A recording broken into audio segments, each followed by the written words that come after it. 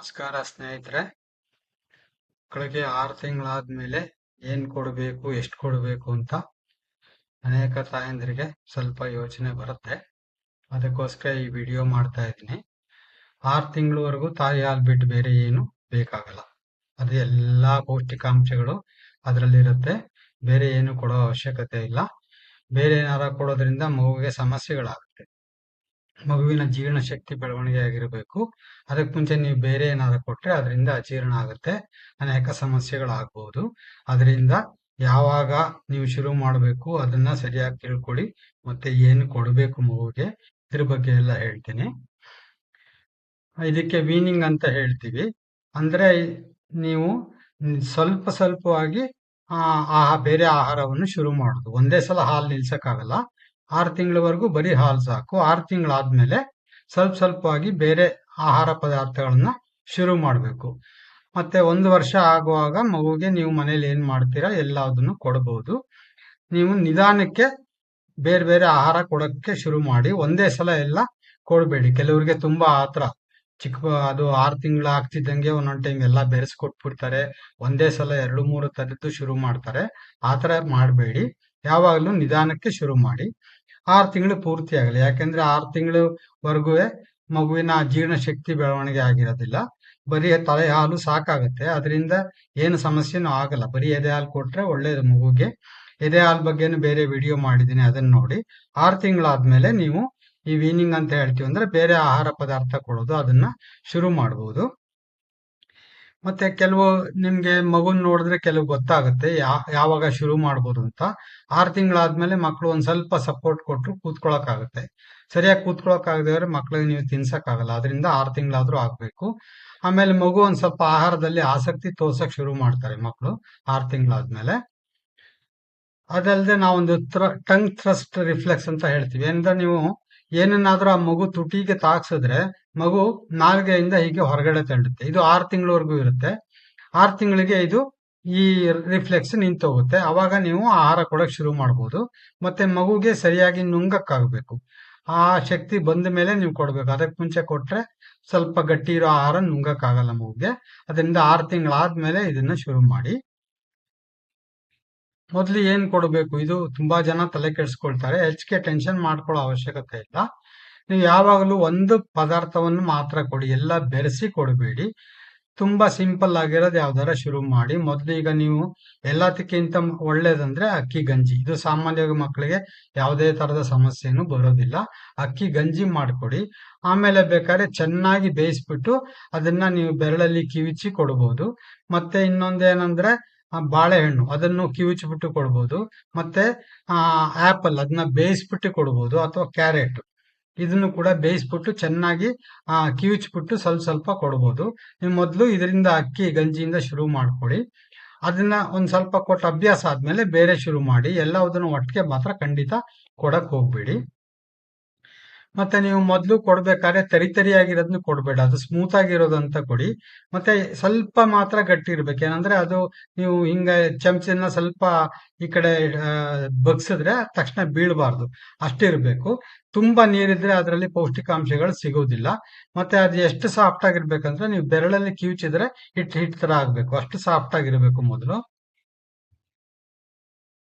ಮತ್ತೆ ಇನ್ನೊಂದೇನಂದ್ರೆ ನೀವು ಸ್ವಲ್ಪ ಸ್ವಲ್ಪ ಮಾತ್ರ ಕೊಟ್ಟು ಅಭ್ಯಾಸ ಮಾಡಿಸಿ. ಕೆಲವರು ತುಂಬಾ ಆತರ ಮಗು ಚೆನ್ನಾಗಿ ತಿನ್ನಿಸ್ಬೇಕು ಅಂತ ತುಂಬಾ ಕೊಡಕ್ ಹೋಗ್ತಾರೆ. ಆ ಚಿಕ್ಕ ಮಕ್ಕಳಿಗೆ ಹೆಚ್ಚಿಗೆ ತಿನ್ನಕ್ಕಾಗಲ್ಲ. ಅದರಿಂದ ನೀವು ಯಾವಾಗ್ಲೂ ಸ್ವಲ್ಪ ಮಾತ್ರ ಕೊಡಿ. 1 ಚಮಚ ಅಥವಾ 2 ಚಮಚ ಮಾತ್ರ ಕೊಡಿ. ಆಮೇಲೆ ನಿಧಾನಕ್ಕೆ ಜಾಸ್ತಿ ಮಾಡಿ. ನೀವು ಕೊಡೋ ಕ್ವಾಂಟಿಟಿನೂ ಜಾಸ್ತಿ ಮಾಡ್ಬೋದು. ಆಮೇಲೆ ಜಾಸ್ತಿ ಫ್ರೀಕ್ವೆಂಟ್ ಆಗಿ ಕೊಡ್ಬೋದು. 2 ಸಲ 3 ಸಲ ಆತರ ಕೊಡ್ಸ್ಕೊಂಡು ಹೋಗ್ಬೋದು. 1 ವರ್ಷ ಆದ್ಮೇಲೆ ನೀವು ಮಗುಗೆ ಮನೇಲಿ ಏನ್ ಮಾಡ್ತಿರೋ, ನೀವೇನ್ ತಿಂತಿರೋ ಆ ಎಲ್ಲಾ ಆಹಾರ ಪದಾರ್ಥವನ್ನು 1 ವರ್ಷ ಆದ್ಮೇಲೆ ಮಕ್ಕಳಿಗೆ ಕೊಡಬಹುದು. ಇನ್ನೊಂದು ವಿಚಾರ ಏನಂದ್ರೆ ತಾಯಿ ಹಾಲು ನಿಲ್ಲಿಸ್ಬೇಡಿ. 6 ತಿಂಗಳವರೆಗೂ ಬರೀ ತಾಯಿ ಹಾಲು. ಅದಾದ್ಮೇಲೆ ಕೂಡ ತಾಯಿ ಹಾಲು ಕಂಟಿನ್ಯೂ ಮಾಡಿ. 2 ವರ್ಷದವರೆಗೂ ಕೊಡೋದು ಒಳ್ಳೇದು. ಇದನ್ನ ನೀವು ಎದೆ ಹಾಲು ಜೊತೆಗೆ ಕೊಡಿ. ಎದೆ ಹಾಲು ನಿಲ್ಲಿಸ್ಬಿಟ್ಟಲ್ಲ ಕೊಡೋದು. ಇದನ್ನ ಕೊಟ್ಟು ಅಭ್ಯಾಸ ಮಾಡಿಸಿ. 1 ವರ್ಷ ಆದ್ಮೇಲೆ ಹಾಲಿನ ಒಂದು ಅವಶ್ಯಕತೆ ಕಡಿಮೆ ಆಗ್ತಾ ಬರುತ್ತೆ. 2 ವರ್ಷದವರೆಗೂ ಎದೆ ಹಾಲು ಕೊಡಿ. 1 ವರ್ಷ ಆದ್ಮೇಲೆ ಸಾಮಾನ್ಯವಾಗಿ ನೀವು ಮನೇಲಿ ಏನ್ ತಿಂತೀರಾ ಅದನ್ನೆಲ್ಲ ಮಕ್ಕಳಿಗೆ ಕೊಡಬಹುದು. ಮತ್ತೆ 1 ವರ್ಷದಲ್ಲಿ ಏನೇನು ಕೊಡಬಾರ್ದು ಇದನ್ನು ತಿಳ್ಕೊಂಡಿರಿ. ಉಪ್ಪು ಮತ್ತು ಸಕ್ಕರೆ ಕೊಡೋ ಅವಶ್ಯಕತೆ ಇಲ್ಲ, ನೀವು ಯಾವುದಕ್ಕೂ ಸೇರಿಸ್ಬೇಡಿ. ಆಮೇಲೆ ಬರೀ ಜೇನುತುಪ್ಪ ಕೊಟ್ರೆ ಅದರಿಂದ ಒಂದು ಬಾಟ್ಯುಲಿಸಮ್ ಅಂತ ಒಂದು ಕಾಯಿಲೆ ಬರೋ ಸಾಧ್ಯತೆ ಇರುತ್ತೆ. ಇದರಿಂದ ಮಕ್ಕಳಿಗೆ ಪ್ಯಾರಾಲಿಸಿಸ್ ಆಗ್ಬೋದು. ಅದರಿಂದ ಬರೀ ಜೇನುತುಪ್ಪನ ನೀವು ಕೊಡಬೇಡಿ. ಆಮೇಲೆ ಹಸುವಿನ ಹಾಲು 1 ವರ್ಷದವರೆಗೂ ಮಕ್ಕಳಿಗೆ ಸರಿಯಾಗೋದಿಲ್ಲ, ಅದರಿಂದ ಕೆಲವು ಸಮಸ್ಯೆಗಳು ಬರುತ್ತೆ. ಅದರಿಂದ ಕೊಡಕ್ ಹೋಗ್ಬೇಡಿ, ಹಸುವಿನ ಹಾಲು ಮಾತ್ರ ಕೊಡಕ್ ಹೋಗ್ಬೇಡಿ. ಆಮೇಲೆ ಈ ಪ್ರೊಸೆಸ್ಡ್ ಫುಡ್ ಎಲ್ಲ ಸಿಗುತ್ತಲ್ಲ, ಅದು ಯಾವ್ದನ್ನು ನೀವು ಟಿನ್ನಲ್ಲಿ ಸಿಗೋದು ರೆಡಿ ಟು ಇಟ್ ಸ್ನ್ಯಾಕ್ಸ್ ಅದು ಯಾವ್ದನ್ನು ಕೊಡಕ್ ಹೋಗ್ಬೇಡಿ. ಆಮೇಲೆ ಸ್ವಲ್ಪ ಗಟ್ಟಿಯಾಗಿರೋದು, ಈಗ ಕಡಲೆಕಾಯಿ ಬೀಜ ಅಥವಾ ಗೋಡಂಬಿ ಪೀಸು, ಇದನ್ನೆಲ್ಲ ಕೊಡಕ್ ಹೋಗ್ಬೇಡಿ. ಯಾಕೆಂದ್ರೆ ಇದರಿಂದ ಶ್ವಾಸಕೋಶದಲ್ಲಿ ಹೋಗಿ ಉಸಿರು ಕಟ್ಟುವಂತ ಸಾಧ್ಯತೆ ಜಾಸ್ತಿ ಇರುತ್ತೆ. ಆಮೇಲೆ ತುಂಬಾ ಸ್ಪೈಸಿ ಅಂದ್ರೆ ಜಾಸ್ತಿ ಮಸಾಲೆ ಇರೋದನ್ನ ಯಾವ್ದನ್ನು ಕೊಡಬೇಡಿ. ಆಮೇಲೆ ತುಂಬಾ ಕರ್ದಿರೋ ಪದಾರ್ಥನ 1 ವರ್ಷದವರೆಗೂ ಕೊಡಬೇಡಿ. ಯಾವಾಗ್ಲೂ ಮಗುನ ಕೂರಿಸ್ಕೊಂಡು ಕೊಡೋದು ಅಭ್ಯಾಸ ಮಾಡ್ಕೊಳ್ಳಿ. ಮಲಗಿಸಿ ಯಾವಾಗಲೂ ಏನು ಕೊಡಬಾರ್ದು ಮಕ್ಕಳಿಗೆ. ಮತ್ತೆ ನೀವು ಯಾವಾಗ್ಲೂ ಕೊಡುವಾಗ ನೀವು ನೋಡ್ತಾ ಇರ್ಬೇಕು. ಮಗು ಹತ್ರ ಈಗ ಸ್ವಲ್ಪ ಒಂದು 9-10 ತಿಂಗಳಾದ್ಮೇಲೆ ಮಕ್ಕಳು ಸ್ವಲ್ಪ ಅಬ್ಬೆಗಾಲು ಇಡಕ್ಕೆ ಶುರು ಮಾಡಿರ್ತಾರೆ. ಅಂತ ಟೈಮ್ನಲ್ಲಿ ನೀವು ಮಗುಗೆ ಎಲ್ಲ ಆಹಾರ ಇಟ್ಬಿಟ್ಟು ಎಲ್ಲ ಹೋಗ್ಬಿಡ್ಬೇಡಿ. ಯಾವಾಗ್ಲೂ ನೋಡ್ತಾ ಇರಿ. ಮತ್ತೆ ಒಂದನ್ನ ಮಾತ್ರ ಕೊಡಿ ಒಂದು ಸಲ. ನೀವು ಹೊಸದನ್ನ ಕೊಡ್ಬೇಕಾದ್ರೆ ಅದನ್ನ ಮಾತ್ರ ಕೊಡಿ. ಅದನ್ನ 1-2 ವಾರ ಕೊಟ್ಟು ಬೇರೆ ಆಹಾರ ಶುರು ಮಾಡಿ. ಎಲ್ಲ ಮಿಕ್ಸ್ ಮಾಡಿ ಕೊಡಕ್ ಹೋಗ್ಬೇಡಿ. ಆಮೇಲೆ ಏನಾರ ಆಹಾರ ಕೊಟ್ಟು ಅಲರ್ಜಿ ಆದ್ರೆ, ಕೆಲವು ಮಕ್ಕಳಿಗೆ ಬೇದಿ ಜಾಸ್ತಿ ಆಗ್ಬೋದು, ವಾಂತಿ ಆಗ್ಬೋದು, ಮತ್ತೆ ಚರ್ಮದಲ್ಲಿ ಕೆಂಪಾಗಿ ಏನೋ ಕಾಣಿಸ್ಕೊಳ್ಬೋದು. ಈ ತರದ್ ಏನಾರ ಆದ್ರೆ ತಕ್ಷಣ ಅದನ್ನ ನಿಲ್ಲಿಸ್ಬಿಟ್ಟು ಬೇರೆ ಆಹಾರವನ್ನ ಕೊಡಿ.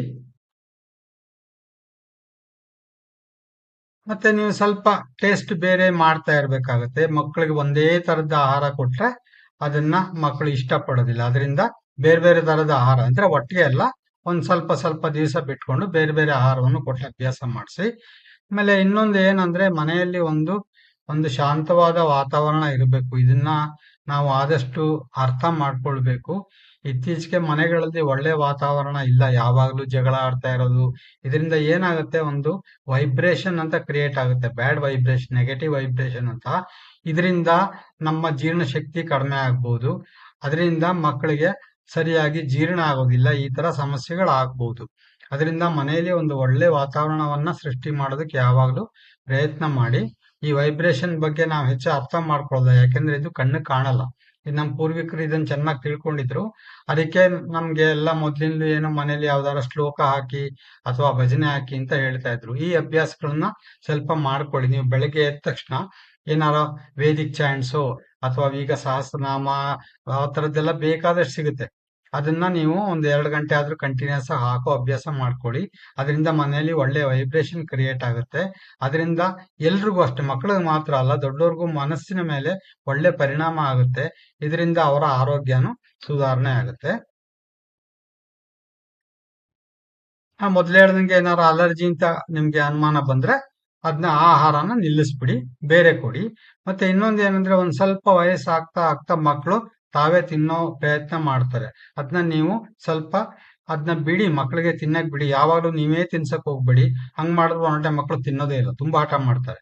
ಅದರಿಂದ ಒಂದ್ ಸ್ವಲ್ಪ ಚಮಚ ಹಿಡ್ಕೊಂಡು ಅಥವಾ ಹಂಗೆ ತಗೊಂಡು ತಿನ್ಲಿ. ಮಗು ಒಂದ್ ಸ್ವಲ್ಪ ಚೆಲ್ಕೊಳ್ತಾರೆ ತಿನ್ಬೇಕಾರೆ, ಬಟ್ಟೆ ಎಲ್ಲ ಆಗುತ್ತೆ. ಇದೆಲ್ಲ ಸ್ವಲ್ಪ ಆಗ್ಬೇಕು, ಅವಾಗ್ಲೇ ಮಕ್ಕಳು ಕಲಿಯೋದು. ಅದರಿಂದ ಮುಂದೆ ಅವರು ಸ್ವತಂತ್ರವಾಗಿ ತಿನ್ನೋದನ್ನ ಕಲಿಬೇಕಾಗುತ್ತೆ. ಅದರಿಂದ ಸ್ವಲ್ಪನಾದ್ರೂ ಮಕ್ಕಳಿಗೆ ಅವರೇ ತಿನ್ನೋದಕ್ಕೆ ಬಿಡಿ.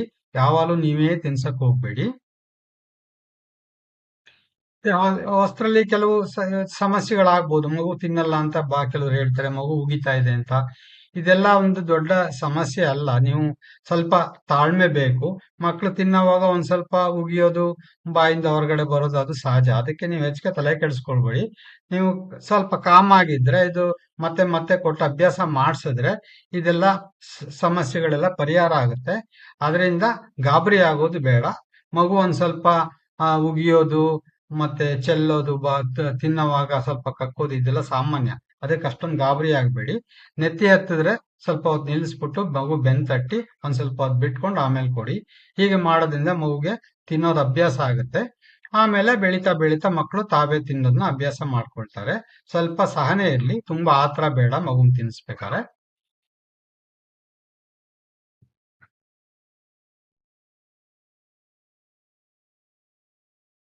ಇನ್ನೊಂದು ವಿಚಾರ ಅಂದ್ರೆ, ನಿಮ್ಗೆ ಪಾರಂಪರ್ಯವಾಗಿ ಬೇರೆ ಏನೋ ಆಹಾರ ಕೊಟ್ಟು ಅಭ್ಯಾಸ ಮಾಡಿರ್ಬೋದು.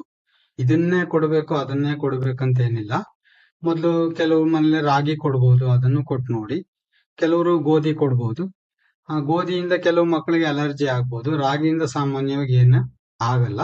ಬೇರೆ ಏನಾರ ನೀವು ಪಾರಂಪರ್ಯವಾಗಿ ಕೊಡ್ಕೊಂಡಿದ್ರೆ ಅದನ್ನೇ ಕೊಡಿ. ಹಿಂಗೆ ಶುರು ಮಾಡ್ಬೇಕು, ಅದೇ ತರ ಕೊಡ್ಬೇಕು ಅಂತ ಏನಿಲ್ಲ. ಇದರಲ್ಲಿ ಒಂದು ರಿಜಿಡ್ ರೂಲ್ಸ್ ಏನು ಇಲ್ಲ. ನೀವು ಒಂದೇ ತಿಳ್ಕೊಳ್ಳಿ, ಎಲ್ಲ ಬೆರೆಸಿ ಕೊಡಕ್ ಹೋಗ್ಬೇಡಿ. ನಿಧಾನವಾಗಿ ಒಂದಾದ್ಮೇಲೆ ಒಂದ್ ಕೊಡಿ. ಮಗುಗೆ ಏನಾರ ಅಲರ್ಜಿ ತರ ಆಯ್ತು ಅಂತ ಅನುಮಾನ ಆದ್ರೆ ಅದನ್ನ ನಿಲ್ಸಿ. ಹೀಗ್ ಮಾಡೋದ್ರಿಂದ ಸಮಸ್ಯೆಗಳು ಕಡಿಮೆ ಆಗುತ್ತೆ. ಮತ್ತೆ ನಾನು ಯಾವಾಗ್ಲೂ ಹೇಳ್ತಾ ಇರ್ತೀನಿ, ನಮ್ಗೆಲ್ಲಾ ಜ್ಞಾನ ಬೇರೆ ದೇಶದಿಂದ ಬಂದಿದೆ ಅನ್ನೋ ಒಂದು ತಪ್ಪು ಕಲ್ಪನೆ ತುಂಬಾ ಜನಕ್ಕಿದೆ. ಈ ವಿಚಾರದಲ್ಲೆಲ್ಲ ನಮ್ಮ ಪೂರ್ವಿಕರು ಬೇಕಾದಷ್ಟು ಹೇಳಿದ್ದಾರೆ. ಇದಕ್ಕೆ ನಾವು ಒಂದು ಸಂಸ್ಕಾರ ಅಂತ ಹೇಳ್ತೀವಿ. ಷೋಡಶ ಸಂಸ್ಕಾರ ಅಂದ್ರೆ 16 ತರದ ಸಂಸ್ಕಾರ ಒಬ್ಬ ಮನುಷ್ಯನ ಜೀವನದಲ್ಲಿ ಹೇಳಿದೆ ನಮ್ಮ ಪೂರ್ವಿಕರು. ಇದಕ್ಕೆ ಅನ್ನಪ್ರಾಶನ ಅಂತ ಹೇಳ್ತೀವಿ. ಇದನ್ನ ಆಯುರ್ವೇದ ಸಂಹಿತೆಗಳಲ್ಲಿ 6 ತಿಂಗಳಲ್ಲಿ ಶುರು ಮಾಡಬೇಕು ಅಂತ ಬಹಳ ಸ್ಪಷ್ಟವಾಗಿ ಹೇಳಿದೆ. ಮೊದಲು ಅಕ್ಕಿ ಗಂಜಿ ಕೊಡೋದು ಒಳ್ಳೇದು ಅಂತಲೂ ಹೇಳಿದೆ. ಒಂದೇ ಫುಡ್ ಒಂದ್ಸಲ ಕೊಡಿ ಅಂತ ಹೇಳಿದೆ. ನಿಧಾನಕ್ಕೆ ಫ್ಯಾಮಿಲಿ ಡಯಟ್ ಅಂದ್ರೆ ನೀವೇನ್ ತಿಂತೀರ ಅದನ್ನೆಲ್ಲ ಕೊಡ್ಬೋದು ಅಂತ ಈ ವಿಚಾರಗಳನ್ನೆಲ್ಲ ಹೇಳಿದ್ದಾರೆ. ಮತ್ತೆ ಮಕ್ಕಳಿಗೆ ಬಲವಂತ ಮಾಡಿ ತಿನ್ಸಕ್ ಹೋಗ್ಬೇಡಿ. ನೀವು ಒಂದ್ ಸ್ವಲ್ಪ ತಾಳ್ಮೆಯಿಂದ ಪ್ರೀತಿಯಿಂದ ಮಗುಗೆ ಆಹಾರ ಕೊಡಿ. ನೀವು ಬರೀ ಮಗುಗೆ ಆಹಾರ ಮಾತ್ರ ಅಲ್ಲ ಕೊಡೋದು, ನೀವು ಪ್ರೀತಿನೂ ಕೊಡ್ಬೇಕು. ಅದನ್ನ ಚೆನ್ನಾಗಿ ಜ್ಞಾಪಕ ಇಟ್ಕೊಡಿ. ಮತ್ತೆ ಈ ವೈಬ್ರೇಷನ್ ಬಗ್ಗೆ ನಾನು ಅವಾಗವಾಗಲೇ ಹೇಳ್ತಲೇ ಇರ್ತೀನಿ. ಇದು ತುಂಬಾ ಮುಖ್ಯ. ಮನೆಯಲ್ಲಿ ಒಂದು ಒಳ್ಳೆ ವೈಬ್ರೇಷನ್ ಕ್ರಿಯೇಟ್ ಮಾಡೋದಕ್ಕೆ ಯಾವಾಗ್ಲೂ ಪ್ರಯತ್ನ ಮಾಡಿ. ಜಗಳ ಆಡಬೇಡಿ, ತುಂಬಾ ಜೋರಾಗಿ ಮಾತಾಡಬೇಡಿ, ಮೆತ್ತಗೆ ಮಾತಾಡಿ. ಪ್ರತಿ ದಿವಸ ಒಂದ್ ಸ್ವಲ್ಪ ವೇದಿಕ್ ಚಾಂಟ್ಸು, ಭಜನೆ ಆ ತರದ್ದೆಲ್ಲ ಹಾಕಿದ್ರೆ ಮನೆಯಲ್ಲಿ ಒಳ್ಳೆ ವೈಬ್ರೇಷನ್ ಇರುತ್ತೆ. ಇದರಿಂದ ನಮ್ಮ ಮಾನಸಿಕ ಆರೋಗ್ಯ ಇಂಪ್ರೂವ್ ಆಗುತ್ತೆ. ಮಾನಸಿಕ ಆರೋಗ್ಯ ಚೆನ್ನಾಗಿದ್ರೆ ಶಾರೀರಿಕ ಆರೋಗ್ಯನೂ ಚೆನ್ನಾಗಿರುತ್ತೆ. ಇದನ್ನ ಯಾವಾಗ್ಲೂ ಜ್ಞಾಪಕದಲ್ಲಿ ಇಟ್ಕೊಳ್ಳಿ. ಇಷ್ಟು ಹೇಳಿ ಈ ವಿಡಿಯೋ ಮುಗಿಸ್ತಾ ಇದ್ದೀನಿ. ಮತ್ತೆ ಸಮಯ ಸಿಕ್ಕಿದಾಗ ಬೇರೆ ವಿಡಿಯೋ ಮಾಡ್ತೀನಿ. ಜೈ ಶ್ರೀರಾಮ್, ಭಾರತ್ ಮಾತಾ ಕಿ ಜೈ.